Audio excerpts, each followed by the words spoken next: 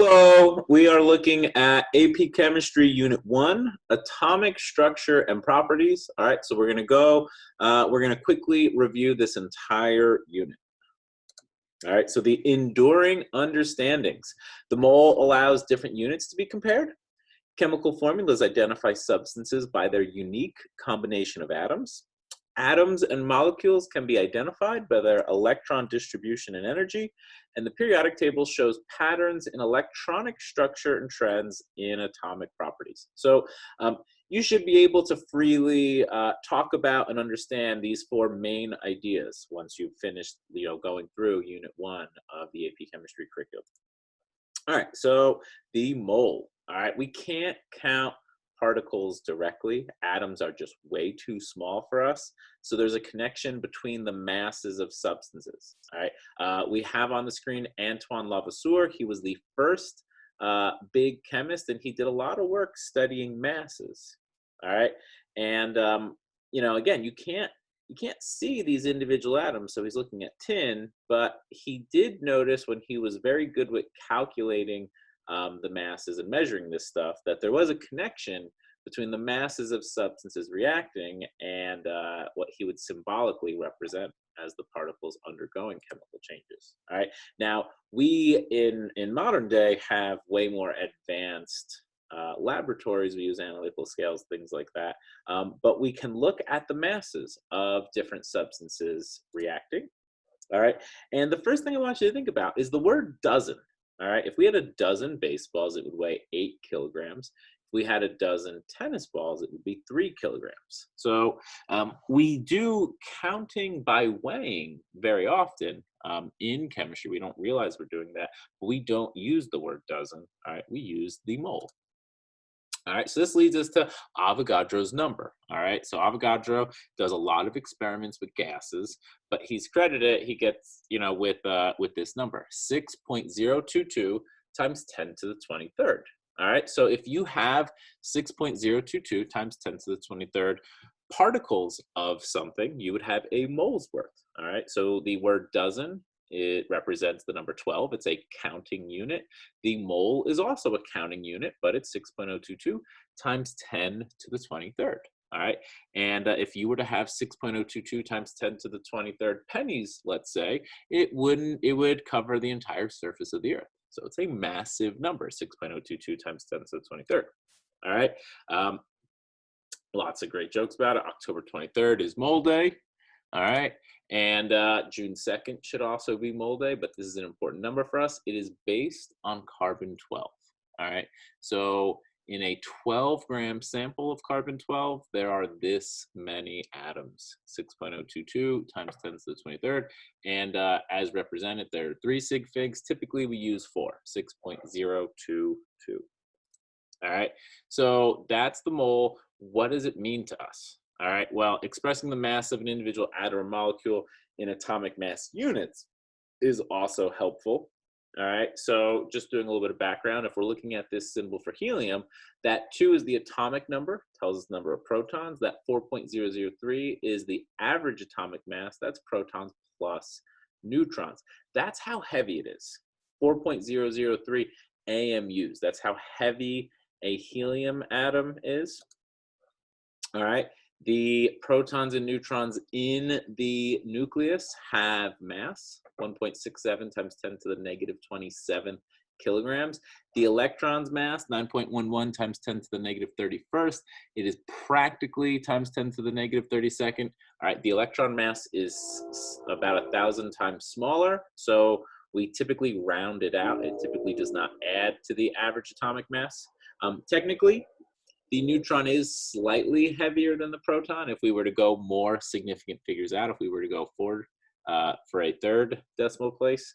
But anyway, when we come up with the mass of one atom of carbon 12, all right, it's this number 1.66 times 10 to the negative 24th grams. But if we were to use the mass of one atom of carbon, and we use that 12-gram sample of carbon, we come up with 6.022 times 10 to the 23rd individual atoms. So the mole is a counting unit based on carbon 12, all right? and it's a way for us to determine how many particles we have, how many atoms. So given any sample of an element, we can divide by its atomic mass to figure out its number of moles, which is a counting unit.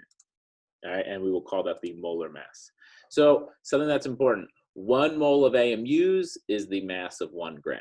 So because this is based on the AMU, all of the average atomic masses also become the molar masses. All right, so if we look at zinc, copper, silicon, tin, right, on the periodic table, the lower number is the average atomic mass, 65.38 AMUs, 63.546 AMUs, 28.086 AMUs for silicon, 118.71 AMUs for tin. Well, if we were to have a mole of these different substances, it would be that many grams. All right, so the AMU and molar mass you can equate. All right, and we see for any element, all right, for any element, a mole worth of that element, a mole of atoms of that element would fit in your hand. All right, a mole of pennies covers the entire earth. All right, a mole of carbon atoms is 12 grams. All right, so the mole is a counting unit. We call it the chemist's dozen sometimes. It is only appropriate for individual elements and for molecules, all right, for compounds. It is not appropriate for larger things like a penny or a tennis ball or a baseball. All right, that's where we would use the actual dozen. And if we have a compound, we would add up the atomic weight of each element. So for calcium carbonate, CaCO3, we would add the weight of the calcium and the carbon and 3 oxygens to get either 100 AMUs or 100 grams per mole, right? Because 1 AMU equals 1 gram per mole. All right, so again, here is our water. Now, what this is useful for is we can use a scale to get the mass of a substance. So if on a scale we massed out 2 grams of water, well, we know the molar mass of water is 18. We can do mass divided by molar mass to get the number of moles, right? So N represents moles. The lowercase m is the mass. The uppercase m is the molar mass, right? Mass divided by molar mass. That is the important formula. And here we can see it written in a slightly different way. So we're doing a given amount of grams, so like 13.5 grams of calcium, but instead of just multiplying, excuse me, instead of dividing it by 40.1 grams for the molar mass of calcium, they're setting it up as like a proportion and we're multiplying by 1 over. It's the same math, it's just you can write out molar masses as 1 mole calcium over 40.1 grams of calcium. All right, the molar mass is a valid equivalence factor, right? So if you have 16 grams of oxygen, that is equivalent to 1 mole of oxygen. So that's why you're able to write it as like these fractions if you like that train track type method. All right, so now the mass spectrum of a sample containing a single element can be used to determine the identity of the isotopes of the element and the relative abundance of each isotope in nature. A little bit of a mouthful. All right, I just want to look at lithium for a second. Lithium is element number 3. So that's its atomic number. It always has 3 protons. So we have 3 different nuclide symbols here. A nuclide symbol, right, the element symbol Li, the atomic number in the lower left, 3, that's consistent, and the top number is the mass number, and mass number is the number of protons plus neutrons. So lithium-6 has a mass of 6, that means 3 protons, 3 neutrons, right? Because the proton and neutron each have mass, the electron does not. Lithium-7 means that it has 4 neutrons instead, and lithium-8 has 5 neutrons, right? So an isotope, it is the same element, but a different mass, and that mass is different based on the number of neutrons, right? Changing the protons would change the identity of the element, right? 4 protons would no longer be lithium, it'd be beryllium. So when you look at the periodic table, you see lithium, you see the atomic number 3, but you see this number, 6.941, right? So where does that come from, the 6.941? It's neither 6 nor 7 nor 8. It is a weighted average, all right, based on the different types of isotopes and their relative percentages. So what we're going to do is we're going to get a graph that looks like this. All right, where do we get this graph from? A mass spectrometer. So it's going to be based on certain population of lithium, certain percentage being lithium-6, and a certain amount being lithium-7. So a mass spectrometer, all right, it's a fancy machine. It's not that complicated. You put a sample in.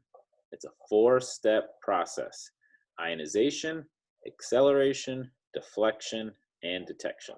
So the sample gets put in. You would put the lithium into the mass spectrometer. It's going to ionize it. So now we have lithium plus.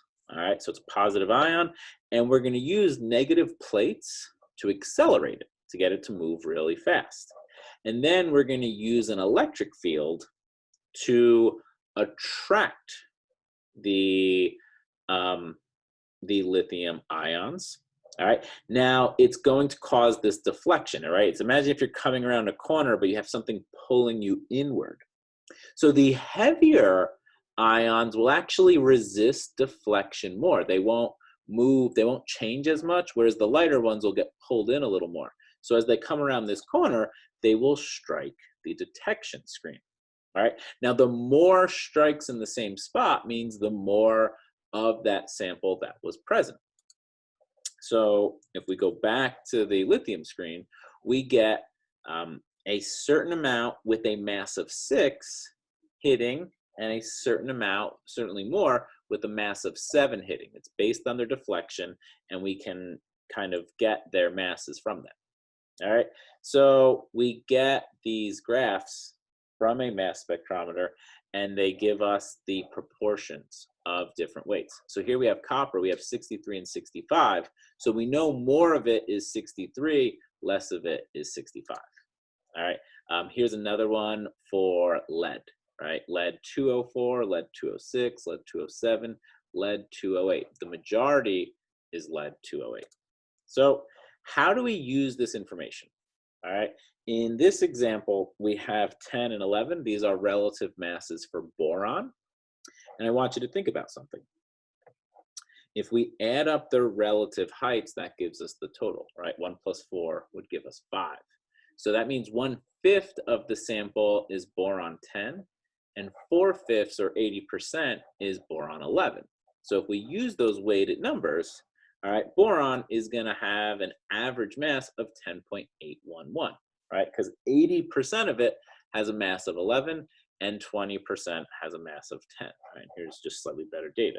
You're probably used to seeing the isotopes, the relative abundance as percentages, the mass of the relative abundances, but it comes from these graphs generated by a mass spectrometer. All right, and whenever we calculate an average atomic mass, you want to do the percentage times the isotope mass. All right. And you add it all up, divide by 100. You can take the percentages and divide by 100 initially, and then you just wouldn't divide by 100 again. For oxygen, even though it's got 3 different isotopes, because the overwhelming majority is oxygen 16, its average atomic mass is 16.00 AMUs, all right, or 16.00 grams per mole. All right, average atomic mass and molar mass we can think of as equivalent.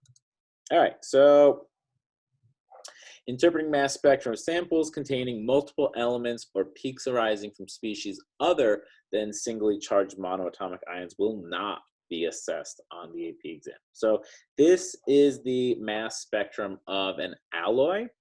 We can see that there's 2 different metals, and based on the atomic masses, all right, we can see that 63 and 65, that is reminiscent of copper, and the 27 is aluminum. So this would be a copper and aluminum alloy.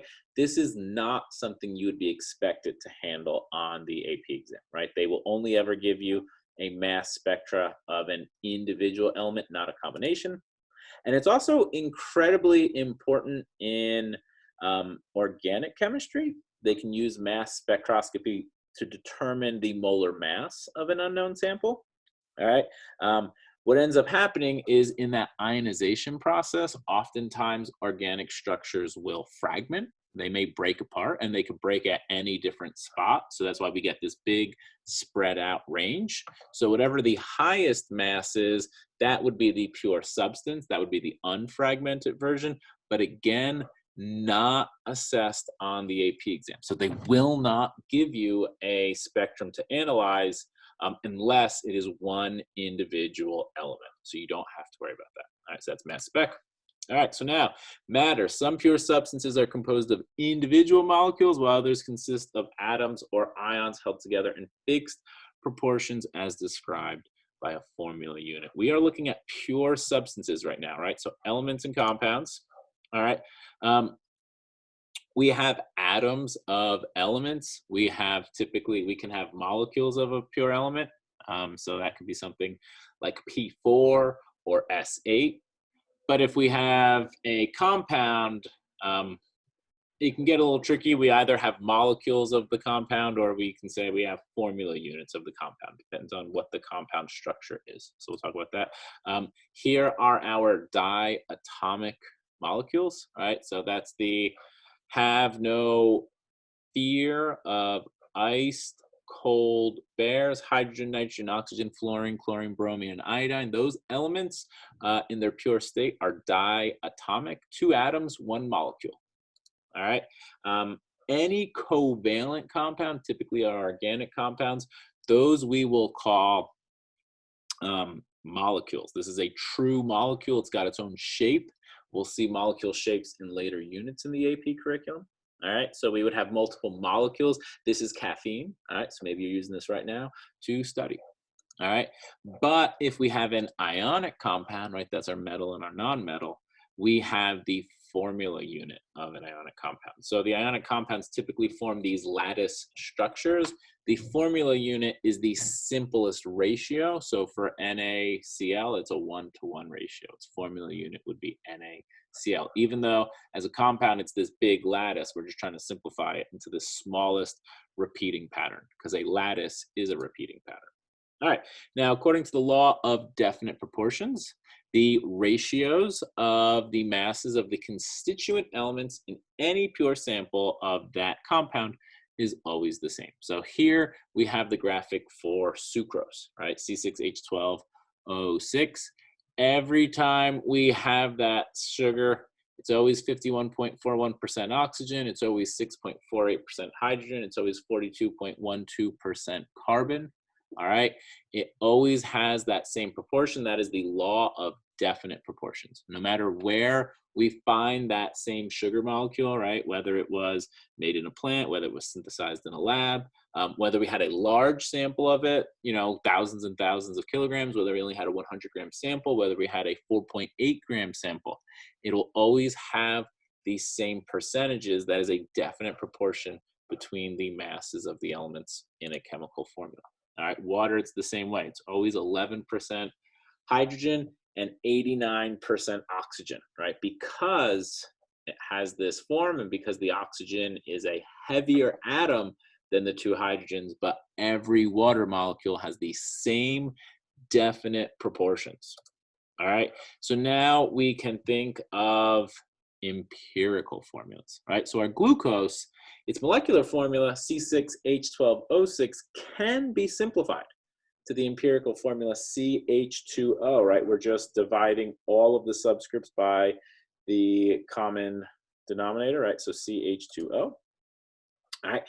The need for empirical formulas kind of stems from the law of multiple proportions. So something like nitrogen oxygen can have many different types of ratios. All right, and as a result, we get ratios like 1-to-1, NO, 1-to-2, NO2, 2-to-1, N2O, 2-to-4, N2O4, 2-to-5, N2O5. All right, so here's another example. If we had potassium chromate versus potassium dichromate, they're made up of the same stuff, but they're in different percentages, different compositions, different ratios. All right. We can work with those percentages quite easily to come up with the empirical formula. We have this little jingle: percent to mass, mass to mole, divide by small, multiply till whole. So these are the types of questions where we are solving for the empirical formula. All right. And the way we do that is if we're given a sample, we want to get every piece in the sample into moles. So, right, if we're given the mass of each piece, we want to divide by molar mass. If we have the percentage, we have to assume a mass. So we typically assume 100 grams, nice and easy. But once we have the mole, because the mole is the counting unit, once we have the mole, we are comparing the same amounts of each element. All right, 1 mole of carbon and 1 mole of hydrogen do not weigh the same, but they represent the same number of atoms. So that's why we want to get to the mole. When we divide by small, we turn all of our numbers into whole number ratios. And if you ever get a 0.5, you would multiply the whole thing by 2, everyone. If you ever get like a 0.333, you're going to multiply everything by 3. You're just making whole numbers. All right. We've done labs where we had to find the empirical formula. Typically, if we heat up a sample of metal, we'll form a metal oxide, right? And we would do a lab where we would look at the weight before we heated the crucible, after. We would have a lot of mass measurements. All right. Pure substances contain molecules or formula units of a single type. Mixtures contain molecules or formula units of 2 or more types whose relative proportions can vary. All right, so in a homogeneous mixture, right, we have something like an alloy, it's mixed throughout. Heterogeneous, here we have a pan with some water in it. We have an uneven distribution, right? So homo and heterogeneous are 2 types of mixtures. Heterogeneous mixtures, think of something like sand and water. We're not really going to worry about too much. All right. If we have a precipitate in a solution, that would be a heterogeneous mixture. Homogeneous mixtures are a little important for us, though. We call homogeneous mixtures solutions. So anytime something is dissolved in water, that is a homogeneous mixture. Solutions are a huge part in the AP chemistry curriculum. Our homogeneous mixtures can be in any phase. So we typically think of them in the liquid phase, but we can have a solution of metals, and that would be an alloy. There's 2 types of alloys. Substitutional alloys are where one metal replaces another in the pattern, and an interstitial alloy is when we get small individual elements in between larger metals. All right, and then you could actually have both. So alloys are another version of homogeneous mixtures. They are solutions, even though it's a solid state. All right, blood seems like a homogeneous mixture because it looks like a solution, but if we were to zoom in, we would see there's multiple different things, and the plasma and the platelets and the white blood cells can be settled out. So blood, in fact, is a heterogeneous mixture. Just something kind of fun I wanted to add in there for you. All right, so just because it looks like a solution, it still might be heterogeneous, but a true homogeneous mixture will always be a solution.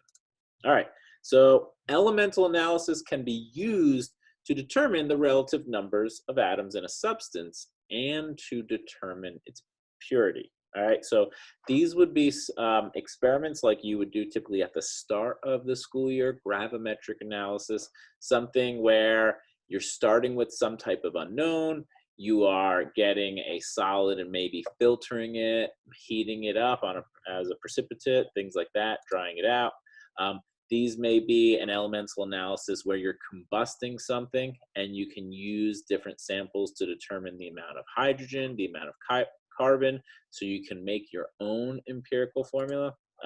This may be Beer's law, where you're able to determine the concentration of something after you have exposed it to something in a lab. All right.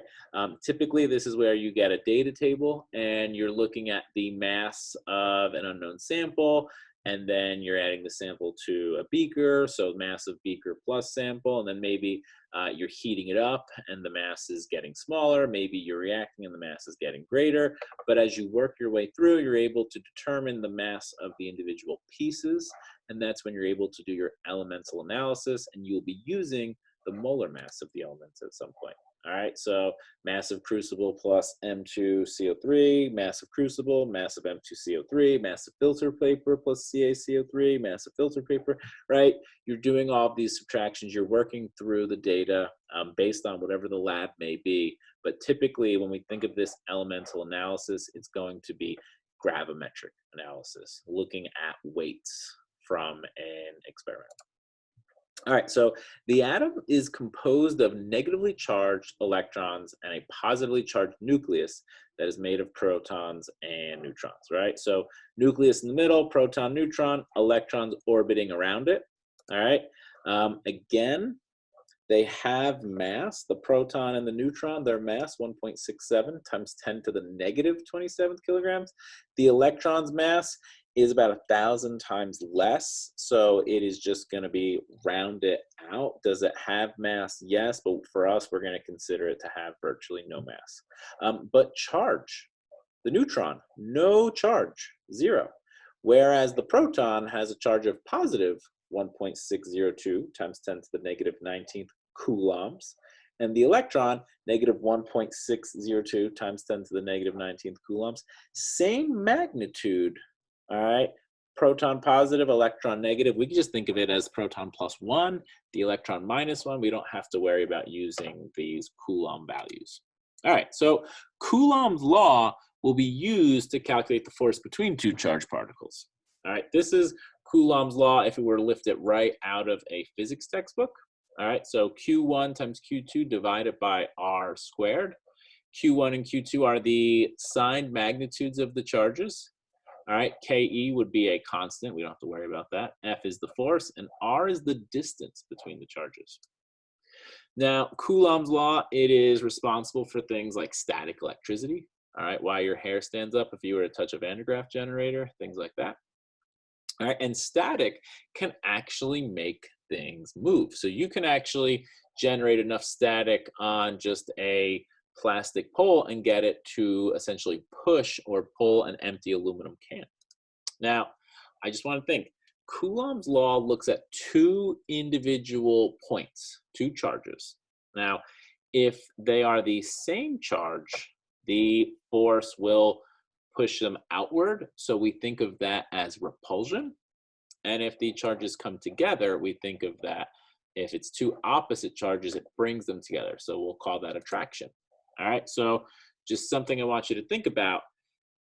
And a positive and a negative point will attract to each other. Two positive points will repel each other. Two negative points will repel each other. Now, these points in a traditional physics class can be anything, but in a chemistry class, these points are the protons in the nucleus and the electrons in the different orbits. All right, so we're going to always fix the nucleus as the positive point, and we're going to see what's going to happen. Now, because R is part of the Coulomb's law, the further away an electron is from the nucleus, the less that force of attraction will be. All right, so now these outer electrons, they got to crush, they are attracted to the nucleus. All right, but there are repulsions between the individual electrons themselves. So outer electrons will be repelled by inner electrons. We will call that electron shielding in a little bit. All right, but keep in mind Coulomb's law, it's based on the charge. So nucleus is positive, electron is negative. So that's why positive, negative, there's that attraction. It's based on the magnitude of charge, so how many protons, and we'll always think of one individual electron. And then the distance. The distance will be very important. And we'll even see Coulomb's law when we look at bonding, all right, because the electrons can be attracted to two separate nuclei, and that is part of a shared electron bond, a covalent bond. All right, so now just going a little deeper with Coulomb's law, the protons in the nucleus should repel each other. All right, and that is true because they're both positively charged. When you have two protons near each other, there is a repulsion, but there's a nuclear force that holds them together. Nuclear force is not something you have to worry about with the AP exam, but I think it's important to mention if we're talking about the structure of the atom. All right, so the neutrons help produce more nuclear force, which keeps, it kind of smooths things over. All right, neutrons act like nuclear glue. So helium would not exist if we didn't have the two neutrons, right? You would never get helium without any neutrons. You can get helium-3, which only has one neutron, but that is considerably less stable because think about it, it has less nuclear glue. And think about any time you've used glue. If you use too much glue, that can be a bad thing too. So when an isotope has too many neutrons, sometimes it's unstable. We can, and again, I'm going a little bit past the scope of the AP exam right now, but since we're on these slides, we can fuse together two nuclei. So here we have two hydrogen atoms, deuterium and tritium, being fused together, and they have to overcome this Coulombic repulsion. All right, so that's just something interesting. They do repel each other. We have to overcome that to bring them together. All right, so we're jumping back into important stuff. In atoms and ions, the electrons can be thought of as being in shells. We'll call those energy levels. We can think of the term subshells, sublevels, and they can be described by an electron configuration. Inner electrons are called core electrons, and outer electrons are called valence electrons. The electron configuration is explained by quantum mechanics as delineated in the Aufbau principle and exemplified in the periodic table of the elements. All right, so we have these different shells. We know that the inner shell holds 2 electrons, the second shell 8, third 18, fourth 32, fifth 50. Really, it's these orbitals. They have specific shapes. The s orbital is a sphere. The p is a dumbbell. There's 3 p's. They overlap, right? So the second energy level is really the s plus the p, which gets us to 8. All right. It is a very chaotic system happening. We have the nucleus in the middle, and all of these electrons are going in all different spots. It's easy to, in our heads, make them spheres, but really, it's all kinds of crazy different shapes overlapping. All right, but it's totally fine to think of them as shells, just to get an idea of inner shell electrons and outer shell. All right, the outermost we always call the valence. So something like potassium over here has 1 valence electron and 18 inner shell electrons. All right, the quantum numbers come down to results from Schrodinger's equation.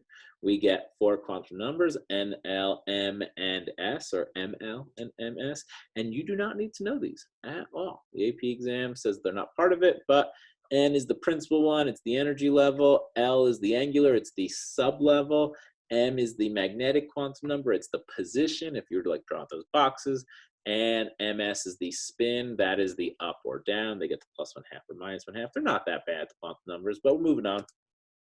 All right, the Aufbau principle.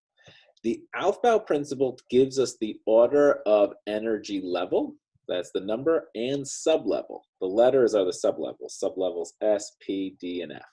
All right, the level and sublevel that they get filled, keep in mind, the S sublevel only holds 2 electrons, the P sublevel holds 6, the D sublevel holds 10, and the F holds 14. All right, so we always start with 1s, then we go to 2s, 2p, 3s, 3p. Now you would expect 3d, but 4s actually would come next in the Aufbau principle before 3d. All right, and it's just a staggering of the associated energies for these different levels and sublevels.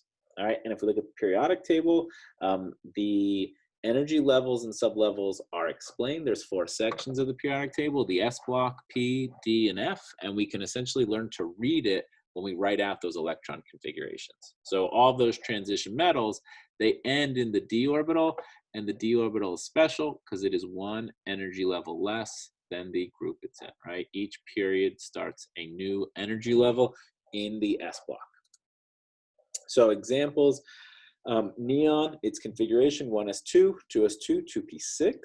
Aluminum, 1s2, 2s2, 2p6, 3s2, 3p1. And we can use those noble gas notations, right? So Ne, 3s2, 3p1. The noble gas just allows us, it's like a shortcut. We don't have to write out the full configuration. So instead of writing 1s2, 2s2, 2p6, 3s2, 3p6, 4s2 for calcium, we would just write Ar in brackets 4s2. All right, so it gives us all the information we need to know. And one important thing, When we're counting core electrons and valence electrons, just remember, valence electrons are in the highest energy level. This is not regarding the Aufbau principle, right? So we would only look at the fourth energy level, so 4s2 plus 4p4, all right? And all of the inner shell electrons are everything within. So that's important when you look at a transition metal. A transition metal typically always has 2 valence electrons.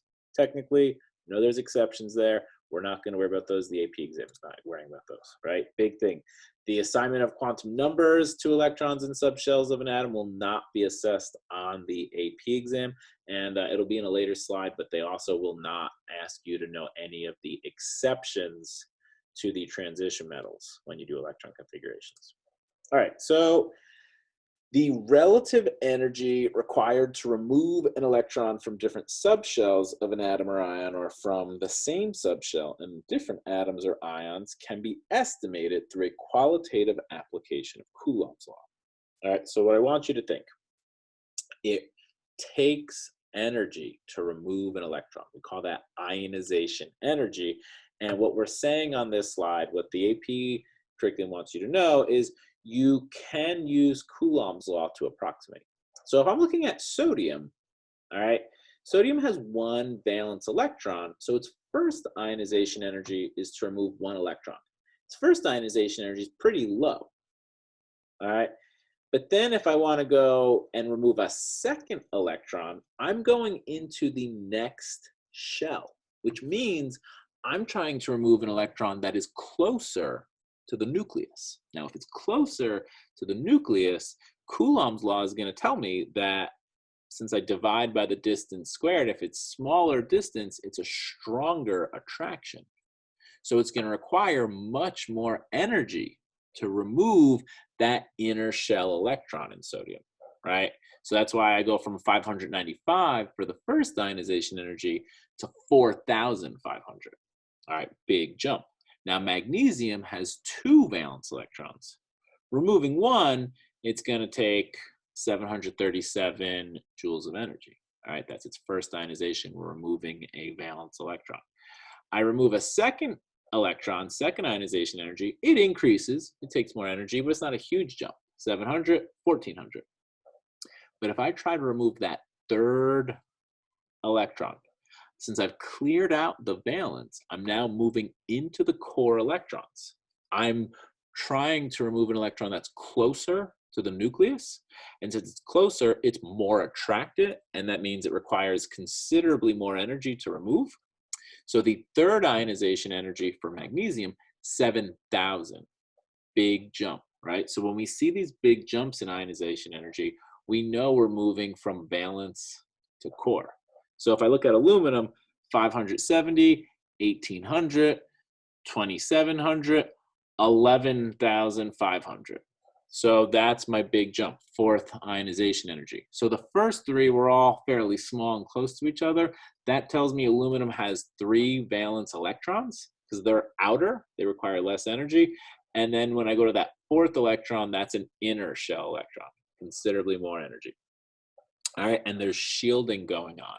All right, the shielding is like repulsions to the outermost electrons that kind of block it from the nucleus that it's attracted to. All right, now the energies of the electrons in a given shell can be measured experimentally with photoelectron spectroscopy. We call this PES. All right, the position of each peak in the PES spectrum is related to the energy required to remove an electron from the corresponding subshell, and the height of each peak is ideally proportional to the number of electrons in that subshell. So photoelectron spectroscopy is only something we can use because of the photoelectric effect. If you shine light on a metal with the correct frequency, you will emit an electron. All right, electrons get removed with quantized amounts of energy, so you have to use a very certain amount. If you do not use enough electricity, the electron will not be ejected from the metal. If you use more than enough energy, the electron will still be ejected and it'll just go faster with that extra energy. So What photoelectron spectroscopy does is it blasts a sample with lots of different amounts of energy, and we see what comes off. So we get these types of spectrums. And what they tell us are the relative positions of all the electrons. I like to think of it as like a deconstructed electron configuration. So you always want to check your values at the bottom. All right, the height will always be the relative number of electrons. All right, and as long as we have full peaks, those heights are gonna be in the ratios of 2, 6, 10 if it's a really big element, and possibly 14. So I have a height going up to 2, 2, 6, and 2. So what that's telling me, the peak with the highest energy, and that's again why you got to check the bottom, because the highest energy is towards the left, the lowest towards the right.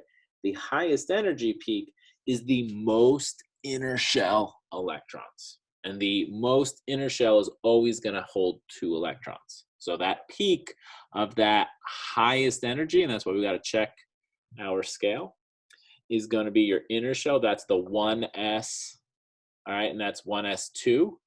Now, these two peaks are close to each other. It's the second energy level, but 2s and 2p. And 2 electrons can fit in the s, 6 in the p, so that's why they have these relative heights. And then the least amount of energy is going to be your valence electrons. So since we know that this is magnesium, this is our 3s2. So the spectrum tells us it's 1s2, 2s2, 2p6, 3s2. All right, now we were given it. Now here we are not told the element. Now again, we want to check the scale. It is common in the PES scales to have these breaks. So we're close to 0, that's my valence electrons, and then as we're close to about 127, our inner shell. All right, and again, the inner shell is always going to be filled. As long as you have multiple peaks, then that first one, that closest one to the highest energy, is always going to represent 2 electrons. So 2, 2, 3 times as high, so 6, and then 2. This is actually the magnesium one again. 1s2, 2s2, 2p6, 3s2. All right, here's one completely unlabeled. All right, but can we make sense of it? I think we can. So what we're looking for is either the furthest left or the furthest right is going to be our innermost shell. All right, and the inner shell is always going to be filled. So this is a half-filled orbital, right? Because it has to be in either 2 or 6. So this is only 1. So this left side is going to be my highest amount of energy, my most inner electrons. So this is 1s2. This is representing a height of 2 electrons, and this requires the most energy to remove. 1s2, 2s2, 2p6, 3s2. So what comes after 3s? Aufbau principle, it's going to be 3p. But because it's only going half as high as the 3s2, this would be 3p1. So this element would have the configuration 1s2, 2s2, 2p6, 3s1, 3p1. All right, so this would be aluminum. All right, now periodic table, it's organized based on these like reoccurring patterns. So what we see is the energy levels move down with the periods. We have the blocks S, P, D, and F, right? And as we move across, we fill in these periods, right? So it's always going to be like 1S or S1, S2, P1, P2, P3, P4, P5, P6 are our noble gases, right? The D blocks, D1, D2, all the way up to D10. So they are filling up those blocks as we move from left to right. We could think of them as like shells. They're filling up. They're getting, we're getting more electrons in those same spots. Now, again, writing the electron configurations of elements that are exceptions to the Aufbau principle, not assessed. We see it with chromium and copper. What they end up doing is only having 1 electron in the 4s for 2 different reasons. For chromium, it's so that they can all spread out. And for copper, it's so that we can fill in the entire d orbital.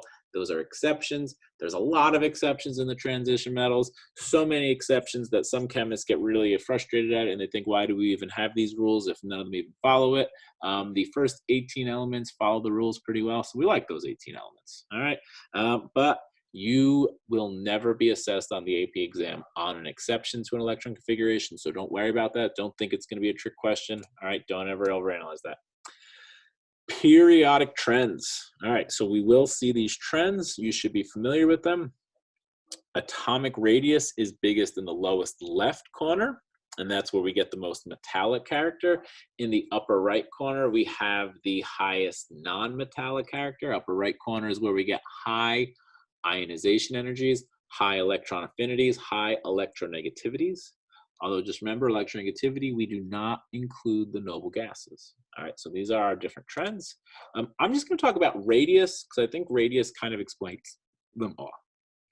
As we go downward on the periodic table, right, if we're looking at a group of elements, a family, if we go downward, the radius gets bigger because we add more shells, right? And those shells are in and of themselves further from the nucleus. So as you go down from fluorine to chlorine to bromine to iodine, we keep adding one shell, right? As you go down on the periodic table, each new period adds an extra shell, right? Adds an extra energy level. So anytime you're comparing elements vertically on the periodic table, we're thinking about different number of shells, different number of energy levels.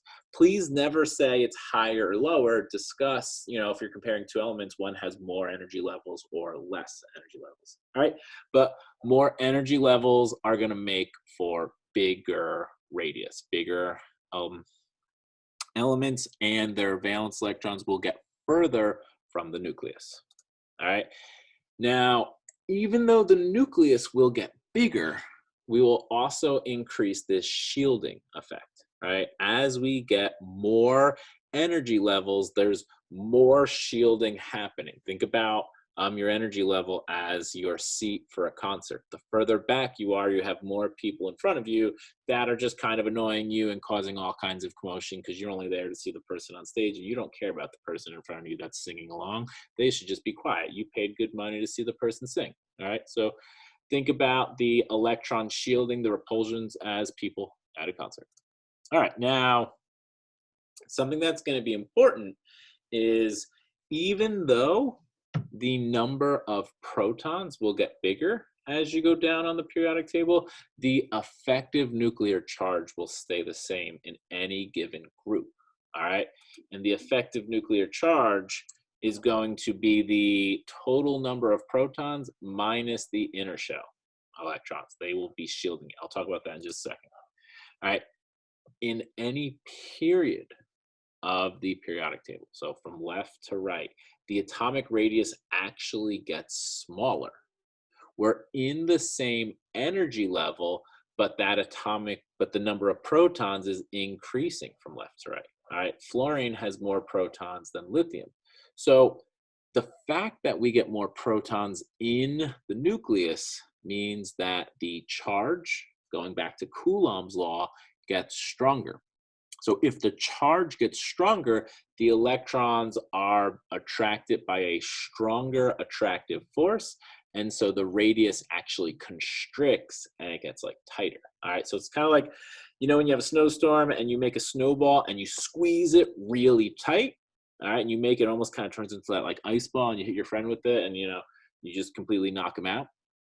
Well, that is an element on the right side of the periodic table. Its electron cloud has been constricted because there's such a strong attractive force due to the larger nuclear force, right? The larger number of protons in the nucleus, all right? Now, the periodicity is useful to predict, estimate values of properties in the absence of data. Now, certainly when you have the data, there are a ton of exceptions. There are a ton of spots where the trend doesn't quite work. But as we go from left to right, if you don't have any data, you can use those periodic trends to predict elements on the right side of the table will have smaller sizes. but larger electronegativities, electron affinities, larger ionizations. You can do the same vertically. You can assume that elements further down on the periodic table have larger radii, but they have smaller ionization energies, smaller electronegativities, smaller electron affinities. All right. And if you were to compare like a square of elements, the change from left to right is not as drastic as the change from top to bottom. All right. So if I were comparing oxygen and chlorine, adding that extra energy level makes chlorine considerably bigger than the nuclear charge constricting the chlorine because it's further right. All right. So the change from top to bottom by adding another energy level is more dramatic than the stronger attractive force due to the larger charge from left to right. All right, now the likelihood that two elements will form a chemical bond is determined by the valence electrons. We will see the electronegativity differences, but let's just keep it simple. For right now, elements in the same group form the same types of compounds. All right, hydroxide is a -1 anion. These are all group 2 metals, so they're all +2, so they're all MgOH2, CaOH2, SrOH2, BaOH2, right? They're gonna have the same formula, right? All of the group 1 metals, sodium, lithium, potassium, rubidium, every time they react with oxygen, it'll always be 2 of the group 1 metals with the oxide, so Na2O, Li2O, K2O, things like that. The typical charges of atoms and ionic compounds governed by their location. These are their number of valence electrons. So, but typically when we have less than 4, they're going to lose their valence electrons. So group 1 metals become +1 charge, group 2 metals become +2 charge, group 3 metals +3, group 13, excuse me. Now our larger number of valence electrons will try to gain electrons. So group 17, since they have 7 valence electrons, they're going to gain 1 more, -1 charge. Group 16, they have 6 valence electrons, they're going to gain 2 more electrons, -2 charge. Group 15, 5 valence electrons. They're trying to get to 8. They're going to gain 3 more electrons, -3 charge. All right. And so again, here are all our charges. Group 17, all -1s. Group 1, all +1s. Group 2, all +2s. Valence electrons for the transition metals, because of all those exceptions, they change, which is why they can form multiple, we call these oxidation states. They have different charges, which is why they need Roman numerals in their names, right? So that we know what type of version it is. Is it copper +2? Is it copper +1? And just something to point out, species can be isoelectronic. All right, what that means is they have the same electron configuration as another element. So neon has the configuration 1s2, 2s2, 2p6. Sodium loses an electron to have the same type of configuration. Magnesium loses 2 electrons.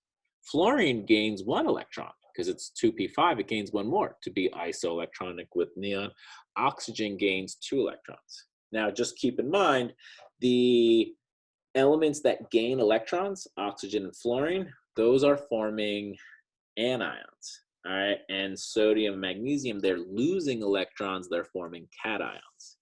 Cations typically get smaller, anions get larger, all right? So oxygen is much larger than neon, which is larger than magnesium 2+. All right, so this kind of goes through everything in Unit 1. Unit 1 is a little bit of a whirlwind, but what I highly recommend you think about with Unit 1, all right? The mole is a huge piece. Being able to do mole calculations is going to be a huge piece in Unit 4 when we do stoichiometry. So definitely make sure you practice with the mole. You never want to make a mistake with the mole. All right, empirical formula, do a little bit of practice. Those should be really easy questions. You should be happy to see those. Interpreting gravimetric analysis data should not be something that alarms you.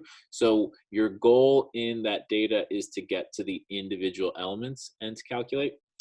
And when it comes to the atomic structure, Coulomb's law is going to be the answer pretty much all the time. So whenever you think about Coulomb's law, you're thinking about charges.